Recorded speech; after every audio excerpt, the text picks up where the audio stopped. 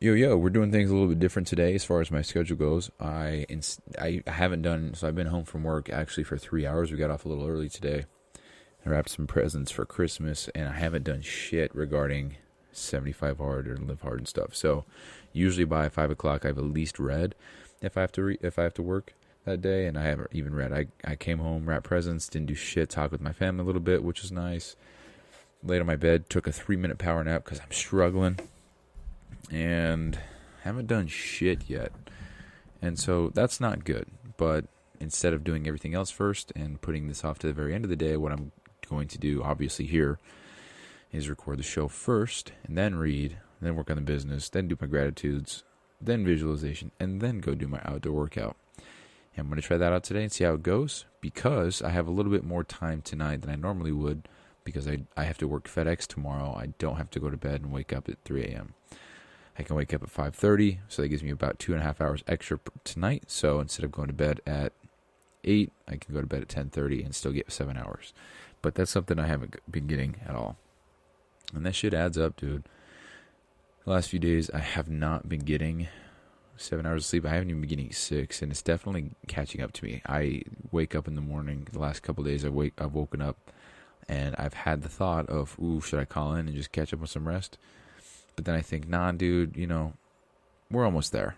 One more day of work, and then you can have a little bit more time to get your shit done. You don't got to rush as much, even though I definitely have to today now because I fucked myself.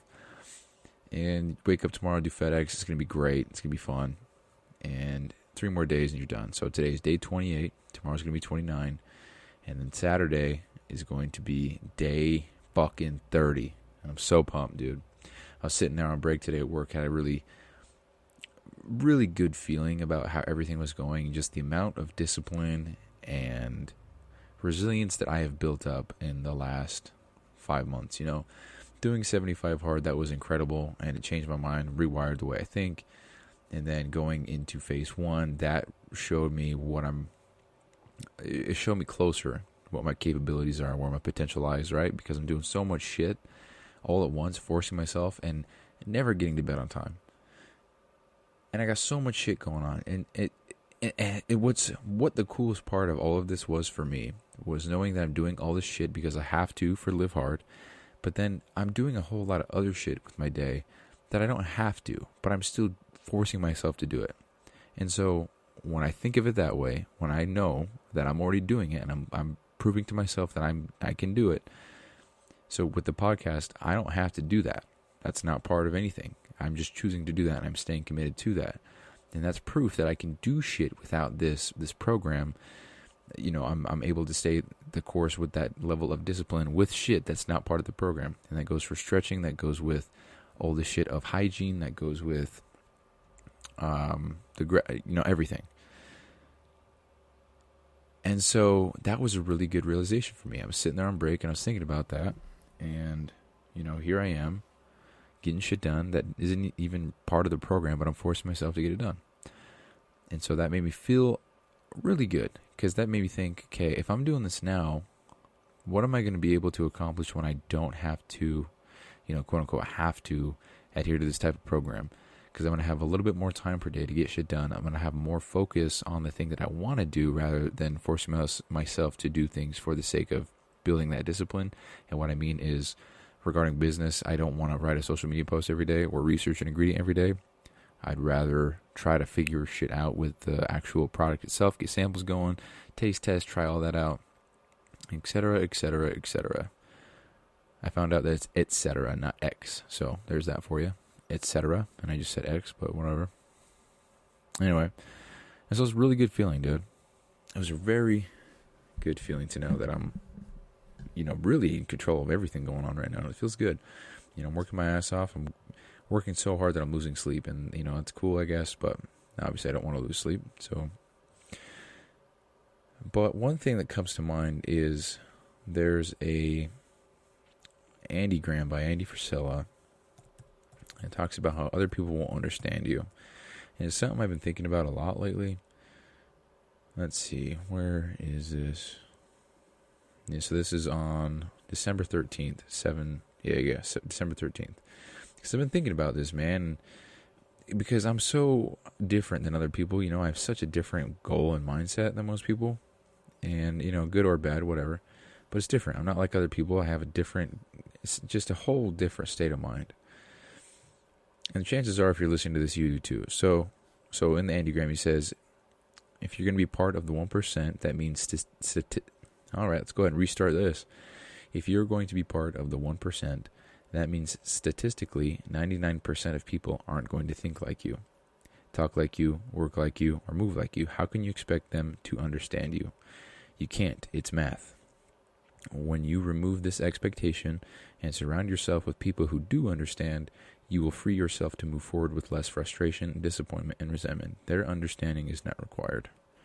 And so that was a much needed thing to read, because I often do feel misunderstood. I don't feel not even misunderstood, just not understood. And a lot of that, we can go into nitty gritty details, but a lot of it, some of it is me, the way that I come across and communicate my ideas. Because if I can't communicate what I'm thinking in my head clearly, then how can I expect anybody to understand what the fuck I'm talking about? And another thing is, just something as simple as working 2 jobs. People just don't get that, I don't have to. I don't pay rent. I get a lot of shit done for me. I'm fine, I don't have to do anything. Matter of fact, this would be the most chillax time in my life if I would live to the standard, or live within my means, I guess you could say. For example, I don't have to pay rent at the moment. A lot of my bills are taken care of as far as groceries go, and I'm very, very fortunate to have that. And so obviously, when I move out here and get my own place again, that will be added to the bill, and that's fine. It's not a big deal. But I'm fortunate enough to have that taken care of for me right now, and so that's awesome. And so I'm in a very chillax spot right now, but I'm not taking advantage of being chill and hanging out and doing this or doing that and having fun. I'm using this time to capitalize on all this financial gain that I'm receiving and doing something with it. I'm investing my money. I'm trying to diversify my early ass portfolio that is nothing. So that's the goal there. I'm saving all this money. I'm able to pay off debts, get out of debt. Instead of just hanging out and not doing shit, I'm able to invest this into a potential business. I'm able to invest this into things that are going to help me grow and shit like that, I was able to buy this laptop. I just bought a new phone. I bought the new iPhone 15 Pro Max, and I have it wrapped right here. I wrapped it in Christmas paper, because when I complete phase 1, I'm going to open it, and it's going to be a gift to me. And so that's actually what happened with this laptop. I got this laptop because I completed 75 hard, and it was a gift to me for my completion of doing the hardest shit I've ever done. And so now I've got a phone because I completed phase 1. And I wrote myself a little note. I wrapped it in Christmas paper. I'm going to open it on Saturday night, because that's when I'll complete everything. And so I'm very... Actually, you know what I just thought of? Still have to work the next morning because that's Christmas Eve. I'm going to have a long day on Christmas Eve, baby, on FedEx, so that's cool. But, yeah, I got myself these rewards, and I've always been against that. I always thought, that's so stupid, if I want to buy something, I'll just go buy it. I don't need to accomplish something to then buy it. Even if I fail, I'll buy it. But I realized that the connection that you make when you do something hard, you complete something, or you achieve something, and then reward yourself, then you connect the dots of, okay, this hard work produced this great product, so I want more of that product, so I'm going to do more hard work. And, this laptop has been something I've used for hours every day, and obviously I use my phone for hours every day, so what an investment, So I actually didn't even buy the phone. I traded in my old one and got $1,000 for it, and so I only have to pay $100 on the new, or $200 on the new one, so that's fucking awesome. And over the course of 12 months, $200 is nothing. So, badass. Also, my phone bill went down $1. So, win across the board. Very cool. Switched from T-Mobile to AT&T. And so, got to get that set up. So, we'll do that Saturday night when I complete phase 1 of this program. And so, I'm very excited about that. And so, anyway, back to what I was talking about. I'm different, And I know that, and it's fine. But it's challenging sometimes because I was talking with my uncle one time. It was a few weeks ago, and I was talking to him about all the crazy ideas I have in my head, and it was so frustrating for me to try to communicate that and just know it wasn't being received.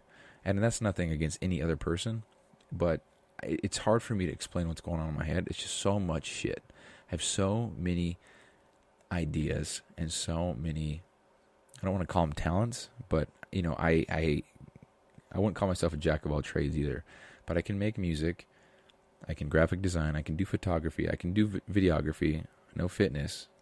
I guess I'm doing a podcast now. I like to read. I'm good with computers. I know a little bit of coding. I know how to, a little bit about writing.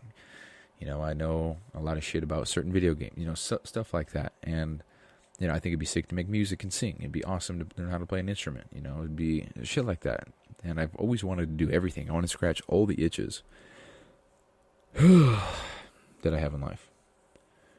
And I know that I can, but, if I want to take it far with one specific thing, I'd like to do that and take it as far as I can. And then maybe once I'm 40 and I have a couple $1 million or something like that, then I can,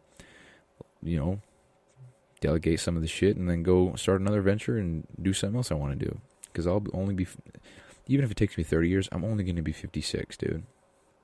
At the rate that I'm going, taking care of myself, putting my health on the top of the list there, I'm not worried at all. Maybe when I'm 88, we could talk about shit then. Because I already have the back of a 50-year-old, so that's great. But I'm not using that as an excuse. I don't think about it, and I don't give a fuck. Because that thought itself is not serving me in any way, shape, or form. So fuck all that. But, yeah, man, just knowing that I'm not going to be understood, I guess it's part of the deal. Nobody has not nobody. Like you said, the 99% of people don't have the same ambition or desire to grow in life and become better. And that's fine. But I do. I want to be the best I can be. I want to do what I can to support other people like myself, So, speaking of which, I've actually decided that I'm going to hop off Amazon, discontinue services with them for no other reason at the moment that other than I'd rather my money go to someone like myself, someone with a vision, with a dream, to start something with a product they have going or with whatever. Because I would want someone to do that for me, because Amazon's a monster. It's a giant. And there's a lot right with it. There's a lot wrong with it. Now, it is what it is. But if I could give my money to another person like myself who's really trying to make it, who's got a product, who's got a great model, great service, great everything, if I can give my $20 to them for a product, and then give them that opportunity to serve me and provide me with a great experience, I would rather do that than give some faceless brand on Amazon money and then have whatever percentage of that money go to Amazon. I mean, you can get really political really quick with all this shit. But the bottom line for me at this time is I would rather my money go toward local brands or brands with,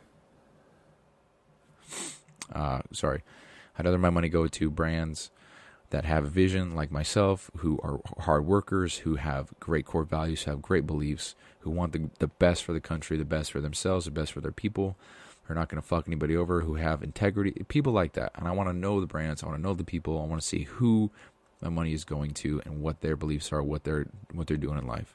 And so for no other reason than that, really, at this time, I am going to hop off Amazon. So I'm going to discontinue Audible, I'm going to discontinue Prime, and I'm not sure what else there is. I think I have Amazon Video as a perk from all that. So I don't watch movies at all. I don't remember the last time I used Netflix, Hulu, Amazon, or Apple TV.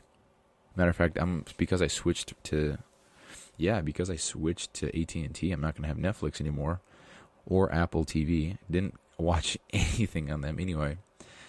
So we'll have to get rid of so all I'm trying to say here, I'm trying to support people who have vision, who have ambition, who want to do shit, I want to give people the opportunity to make that change.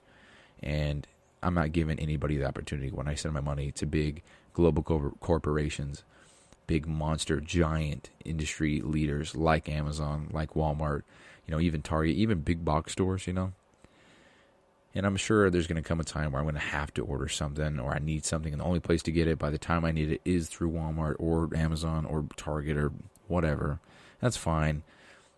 You know, I'm not trying to go cold turkey and say fuck Amazon, but I am trying to, at the moment, put my money towards other people with a vision, with drive, with shit that they want to do and make happen. And right now, that's the only reason why. So as far as all the other political stances, it's not about that at the moment. It's just about helping other people and supporting other people that want to do shit.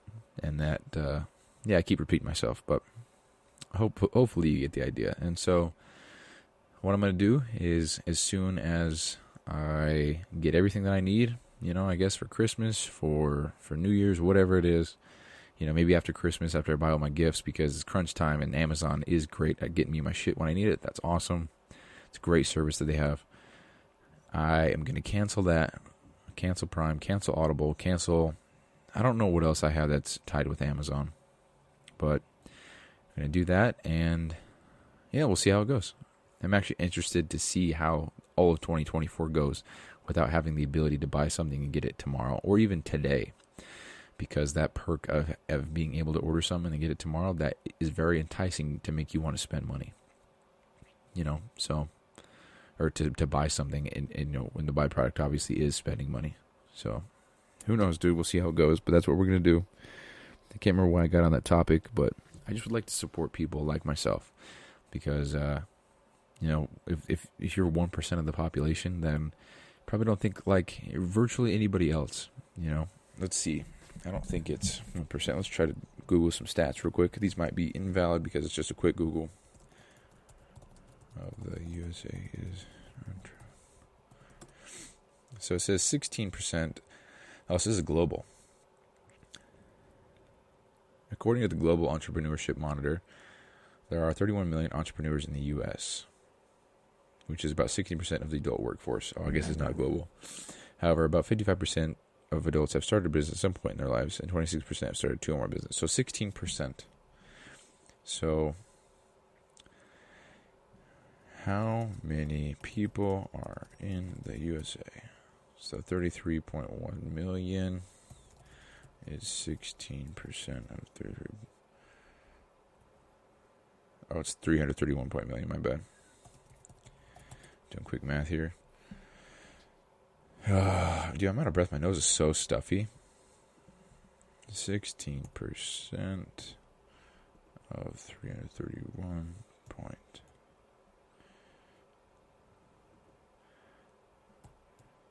Okay, dude, I know. It says I can only put numbers in this space. No shit. So it says that 5,310,000, or excuse me, it says that, what? It says that 53,104,000 people are, that's not mathing up, dude.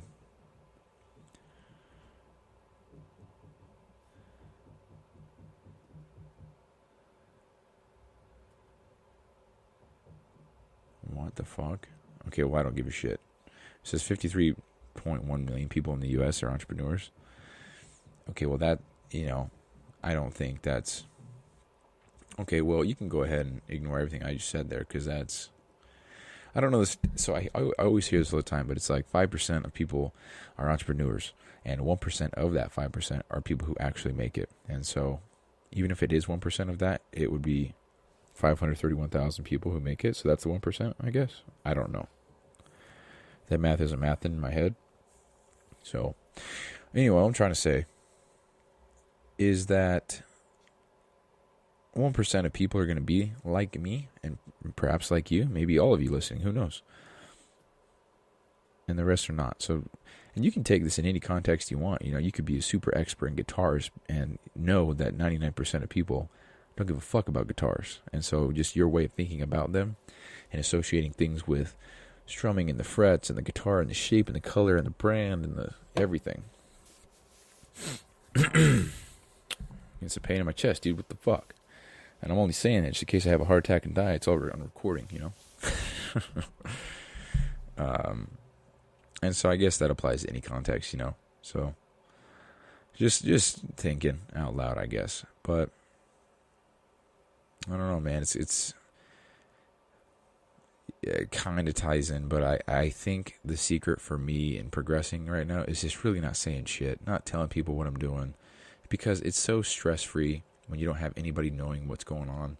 It's so stress-free and easier when you don't have to explain your crazy ambitious ideas to somebody who really just can't even fathom the idea of waking up at before 8 a.m. because it's not living, and you're not. It's so unbalanced, and how could you want to do that? You only live one life, all that fucking bullshit. So I don't know. So just keeping my mouth shut and just doing the shit that I want to do. And so I'm kind of all over the place today, but since doing 75 hard and now phase 1, I've realized that I'm no longer seeking validation or confirmation or permission to do shit. I'm just doing shit now.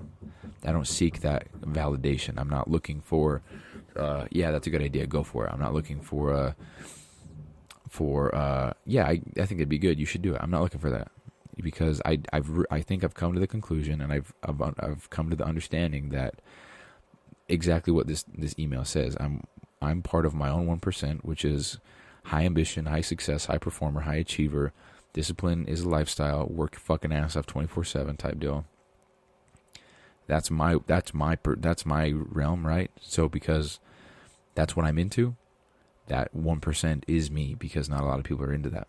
And that's fine. That's not good or bad. That's just a fact, Same thing goes with that guitar example. I'm in that 99% for the people who fuck with guitars very heavily. I don't care about guitars. And so for that person, I'm the 99%. So for this, I'm the 1% for sure. So I'm not going to be understood. And it just so happens that this thing it's not a niche thing. It's a way of life. It's just living and getting shit done, being disciplined. It's being a good fucking human being, getting your shit done, remaining disciplined, setting the standard high, and holding yourself to that. And indirectly, it holds other people to that same standard, or it hopefully inspires them to. So by holding yourself to a high standard, you're also inspiring dozens of other people to do the same, if not hundreds, if not thousands, and if not millions, depending on who you are. So I don't know where I was going with that. I lost my train of thought, but anyway, it's just easier for me to keep my mouth shut and just work. As much as I want to go tell everybody, my crazy plans, it's just frustrating, because here's the thing. So if I have this crazy idea in my head, but I can't convey that to you in the same way that I see it in my head, then you're not going to see it the same way I do. And so therefore, everything from there is just completely void, because you're thinking about one thing, I'm talking to you about the other. We're not lining up with our thought process here, and it's just all kind of fucked, And so, it's just easier to shut the fuck up, just go to work, get your shit done, come home, and work on this, do that, And yeah, I've been thinking about that, because when I make a social media page with everything, with the brand and everything, there's a few posts I've written, and it uses my name, as I'm the writer, And people are going to find out sooner or later that it's me. I'm running the show. I'm doing this. I'm doing that. And I'm sure I'm going to post about it on my personal page. But I might even delete my personal page and just start over for, I don't know, the 5th time. And whoever follows me, follows me. I don't want... honestly, right now, it's going to sound so backwards, dude, and so dumb. Such a bad business mistake. Or a great business mistake, whatever. But I just don't want anybody knowing what I'm doing, man. And it's so ironic that I say that, because in order to have a business, people got to know what you got going on, And I understand that. But at the moment right now, the thought of all my friends, all my family, all my social followers, all 85 people, whatever, knowing that I'm doing this, that's going to be the topic of conversation when I run into them. Oh, hey, man, saw you started this thing. How's it going? Dude, shut the fuck up, bro. Do you really care, or are you just trying to have this conversation and not have it be an awkward silence, And maybe that's a reflection of me. Because, it's an easy conversation starter. It's easy to talk about. But I don't want to talk about it, dude. I want to get to a point where I have 30 Lamborghinis in my garage, and then I'll talk about it. Because it's like, hey, man, yeah, I've done it. I know what I'm doing. I appreciate it. Let's talk about it if you want. But right now, it's like, hey, man, I'm got a lot of shit going on. I got crazy ideas. There's no proof that I can do what I'm saying I want to do. So let's just not talk about it, And so that's how I feel. And even that right there, I don't think that came across how I wanted it to. And it's okay. because that's the point of the podcast. Part of it right now, the daily documentation of me trying to get better articulation, getting my thoughts out there, putting them out there, getting confident with everything, which I've done a great job at, I think. Getting more confident with all the shit that I got going on in my head and putting it out there. You know, the next level for me is being able to just talk normally, because I am talking very quietly right now because I don't want anybody to hear me. I don't want people to come up to my door, put their ear on the door, listen to what I'm saying, be like, hey, I know you record a podcast. And dude, honestly, I don't think anybody in this house would do that. I think they might even be inspired that I'm trying to do something. And matter of fact, if I told them that I am recording a show and I am on episode 63, that would be even more of a shocker. But we'll get there, dude. Right now, I'm just insecure about that. So, man, we'll get there. We'll get there. One thing at a time. But yeah, man, I guess the point of this show here is, you know what, the key point here that I want to get out there is I'm proud of myself because I'm not seeking the validation or the confirmation or permission to do shit anymore. Even at work, I'm not asking, hey, can I do it this way? I'm just doing it the way that I think I should do it. And if it's wrong, then it's okay because there's no ego involved. And I don't care if I fail, dude. Matter of fact, failing is the fastest way to learn. And I've done that so many times at work already, you know, with certain tasks. You know, if I'm taping the wrong way, so-and-so will come over and say, hey, this is actually incorrect. You should do it this way. And I'll say, God damn it. Okay, I'll do it that way. And I do it that way, and it works. And so now I have a new way to do this thing. And then now I can do that. I have, you know, because I have a way to do this thing, and it's a safe way to do this thing, I always have that in my back pocket. And now because I have that in my back pocket, I can experiment with new things and know if it doesn't work, it's okay because I know how to do it. I know how to do it one way, but I want to find a better way.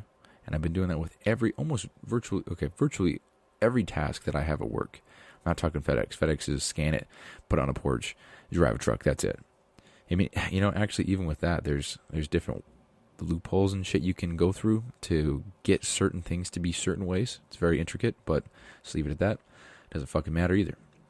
But yeah, man, I'm just proud of myself. I'm not, you know, when I was talking to my uncle about the business idea that I had, I found myself not necessary. Kevin, if you're listening to this, I love you. I appreciate you. This is not what I mean. It's not that I didn't give a fuck about what you're saying.